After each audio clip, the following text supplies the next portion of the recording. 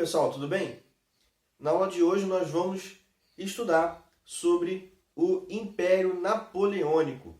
Agora, antes de falar sobre o Império Napoleônico em si, a gente precisa voltar um pouquinho, lá no fim da Revolução Francesa. Bom, quando a Revolução Francesa acaba, nós temos o início do período conhecido como Consulado. Nesse período, nós tivemos um governo dividido entre três pessoas, onde, dentre essas três, o mais importante, o mais conhecido, era o general Napoleão Bonaparte. Bom, Napoleão, o primeiro cônsul, ele era responsável por nomear funcionários do governo, controlava o exército, controlava a política externa, propunha leis, enquanto os outros dois cônsuls só ajudavam Bonaparte em questões jurídicas e questões financeiras, tá certo? Na época do governo napoleônico, ele derrubou de vez todas as revoltas jacobinas, ele firmou a reforma agrária que foi iniciada no governo da Revolução Francesa, na época da Revolução Francesa. Ele fez uma reforma tributária, ele criou o Banco da França e ele também investiu no ensino. Além disso tudo, ele criou o Código Civil Napoleônico, onde nesse código ele reunia todas as leis da sociedade civil num código do Estado, tá certo? Acontece que com o passar do tempo, Napoleão começa a concentrar poder nas suas mãos. Em 1802, através de um plebiscito, ele passa a ter o título de cônsul vitalício. Só que isso não era suficiente para ele. Em 1804, através de um novo plebiscito, ele é nomeado imperador da França. Aconteceu até um episódio inusitado na época da coroação de Napoleão, em que ele convidou o Papa Pio VII para que viesse à França, na Catedral de Notre-Dame, para que ele fosse coroado pelas mãos do Papa. Era uma tradição dos impérios na Europa que fossem coroados pela mão do Papa, que era uma autoridade espiritual, uma autoridade temporal naquela época. Bom, então, em 1804, Napoleão vence no plebiscito para se tornar imperador e quando chega em Notre-Dame, aquela catedral que pegou fogo há alguns anos atrás, Napoleão, participando do rito de coroação, está lá o Papa Pio VII sentado e ele, na verdade, na sua coroação, ele dá sinais de como será o governo dele e quais são suas intenções por trás de toda essa tomada de poder. Desobedecendo todas as regras, todas as convenções de coroações de imperadores. Ele primeiro coroa a princesa, sua esposa, Josefina, e quando o Papa Pio VII vai coroar o imperador, ele, na verdade, pega a coroa das mãos do Papa e ele mesmo coloca a coroa na sua cabeça. Isso é um claro símbolo de diminuição do poder do Papa e colocação dele como uma nova autoridade soberana na França. Uma diminuição do poder da Igreja, uma diminuição do poder temporal do Papa e ele sim passa a acumular todos os poderes na França. Então, na época do Império de Napoleão, na época do governo de Napoleão, na política externa, ele fazia o que ele sabia fazer de melhor, que era guerra. Ele foi conhecido por ser um grande general, ele tomou fama, tomou poder por ser um general, então ele continuou fazendo o que ele sabia fazer, que era guerrear. Então, assim que ele assume o trono, ele começa a expandir o território do Império Francês ao longo de toda a Europa Ocidental. Ele declara guerra à Rússia, à Inglaterra, à Prússia, à Áustria e vai dominando o território de todas essas nações ao longo do continente europeu. Ele começa a invadir os territórios, só que chega uma hora que ele percebe que existe uma barreira muito grande na expansão do seu território, que é a Inglaterra, e mais do que a Inglaterra, a Marinha Britânica. Napoleão perde a Batalha de Trafalgar, a batalha contra a Marinha Real Britânica, e por conta disso, ele percebe que, pela Inglaterra estar isolada numa ilha e ter um corpo de água, uma massa d'água separando a Inglaterra do continente, ele implanta o que foi conhecido como bloqueio continental. Agora, o que foi esse bloqueio continental? Bom, nada mais é do que a determinação de Napoleão de que todos os estados europeus estariam proibidos de fazer comércio com a Inglaterra. A intenção dele era sufocar a Inglaterra economicamente, fazendo com que ela caísse de joelhos e Napoleão e a França passassem a ser a grande potência europeia. Acontece que, além disso, para impor sua vontade, ele determinou que todas as nações que não obedecessem o bloqueio continental seriam invadidas à força e os seus reis seriam destituídos do trono. Ele colocou isso em prática e, por conta disso, derrubou diversos governantes em toda a Europa. Alguns exemplos aí bastante conhecidos e que influenciaram diretamente a vida aqui nas colônias da América foram a queda do rei Fernando VII da Espanha, em que ele coloca o seu primo no lugar do rei, e também a queda do Império Português. Ele decide invadir o Império Português, que não estava obedecendo o bloqueio continental. O Império Português sabia que não tinha como deixar de fazer comércio com a Inglaterra, e por conta disso ele invade Portugal, e quando ele vai derrubar Dom João VI do trono, ele vê Dom João fugindo para o que nós temos hoje conhecido como Brasil. Napoleão ficou a ver navios, é daí que nasce essa expressão. Bom, Napoleão então domina boa parte do território europeu, expande o Império Francês por quase toda a Europa. Em 1811, quase todo o território europeu era dominado pelo Império Francês. Acontece que um outro país também não obedeceu o bloqueio continental, que foi a Rússia. Então, Napoleão, com seu espírito guerreiro, com seu espírito general, começa a montar a campanha da Rússia, a campanha de invasão da Rússia e para com que ele subjugasse a Rússia. Acontece que as coisas não deram tão certo quanto ele esperava.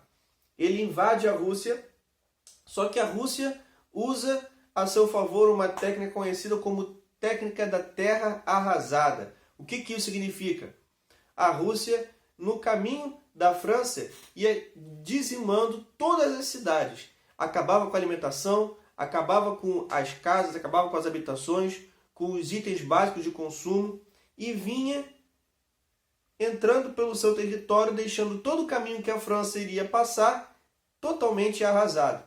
Então a França teve que lutar contra um grande general, que foi o Inverno Russo. O Inverno Russo é conhecido como um grande general por ter ajudado a derrubar Napoleão. Além disso, Napoleão luta contra a fome, porque a terra arrasada da Rússia fazia com que o exército francês não tivesse comida, não tivesse mantimentos nas cidades. E também as tropas russas começam a guerrear contra a França na técnica de guerrilha, que é uma técnica de assaltos, né? Uma técnica de que ele vai, não é aquele embate direto, mas é um embate pelas beiradas, um embate que vai minando a força do inimigo. Napoleão sai com um exército de 600 mil homens da França e ele alcança Moscou com mais ou menos 100 mil homens. Chegando lá com um exército fraco, com fome, cansado, ele perde para o exército russo em Moscou e o czar Alexandre I não tem pena, não tem perdão e não negocia com Napoleão. Napoleão sai de cabeça baixada de Moscou de volta para a França com mais ou menos 60 mil homens. Napoleão volta com só em torno de 10% de sua tropa original. Então a campanha da Rússia de Napoleão foi uma verdadeira vergonha. Napoleão sai da Rússia arrasado, totalmente derrotado na sua campanha para dominar o território russo. Só uma curiosidade que vale a pena a gente ficar sabendo, o termo czar, que é como o imperador russo era chamado, tem origem no termo César, que é o termo que era usado para o imperador de Roma. Da mesma forma, o termo Kaiser, que era o termo usado para o imperador alemão, era originário do termo César, lá de trás do Império Romano. Isso é uma curiosidade que vale a pena a gente ficar sabendo. Então, continuando aqui com a nossa história, a campanha de derrota na Rússia de Napoleão, junto com a campanha de derrota também, uma campanha fracassada na Península Ibérica, além da falta de alimentos, começa a criar uma crise na França. Começa a ter uma derrocada do Império Napoleônico. Se aproveitando disso, a Grã-Bretanha, a Áustria, a Prússia, a Rússia, a Suécia se juntam numa liga de exército para atacar o exército napoleônico, o exército francês. Eles vencem a França na Batalha de Leipzig em 1813 e fazem com que Napoleão assine o Tratado de Fontainebleau em 1814, em que ele abdica do trono e é isolado na ilha de Elba. Tá? Ele vai para a ilha de Elba, isolado no mar Mediterrâneo, e recebe uma pensão anual, por conta da sua abdicação do trono da França. Em seu lugar, quem assume o trono é Luís XVIII, irmão de Luís XVI, aquele rei que foi decapitado na Revolução Francesa lá atrás. Curiosamente, Luís XVIII ele é coroado com a mesma coroa de Napoleão Bonaparte. Só uma curiosidade de toda essa história. Luís XVIII assegurou algumas conquistas revolucionárias que foram alcançadas ao longo de todo esse tempo, mas ele começou a concentrar o poder em suas mãos. Ele começou a retornar com alguns conceitos antigos de concentração do poder na coroa e também voltou com o voto censitário. Tá bom? Acontece que em 1815 Napoleão foge da ilha de Elba e reassume o trono da França com o apoio dos militares e da população. Esse governo agora, depois dele reassumir o trono, é conhecido como o Governo dos 100 Dias. É até interessante que, a título de curiosidade, tem um romance conhecido como O Conde de Monte Cristo, em que o personagem principal, Edmond Dantès, está naquela situação ali do isolamento de Napoleão na ilha de Elba. É bastante interessante, caso vocês queiram assistir. É um livro, mas que também tem a sua versão em filme. É bem legal, vale a pena conhecer. Acontece que esse governo de Napoleão, depois que ele volta da ilha de Elba, é um governo curto, conhecido como governo de 100 dias. Ele foi derrotado por uma coalizão de britânicos e prussianos numa batalha conhecida como a Batalha de Waterloo, uma batalha muito famosa, em que essa batalha acabou com os planos de retorno do poder de Napoleão Bonaparte. O general Wellington, grande general, conhecido general, é quem derrota Napoleão nos campos de batalha e fazem com que Napoleão seja exilado definitivamente na ilha de Santa Helena. Com isso, ele morre em 1821.